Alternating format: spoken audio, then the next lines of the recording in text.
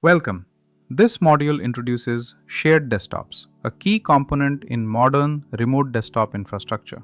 A shared desktop is a desktop session delivered from an RDS host where multiple users share the same server operating system.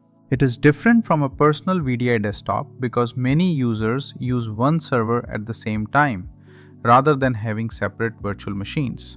Instead of giving each user a separate VM, we provide sessions on a shared server, maximizing hardware utilization. This is highly efficient and often used for task workers, training rooms, or standard office access where users need similar tools. Shared desktops usually cost significantly less in compute and storage compared with personal desktops. While they save resources, keep in mind they may provide less personalization than a dedicated desktop. This model is perfect when many users need similar access in a controlled environment, saving valuable server resources. Thank you for watching. See you in the next lesson.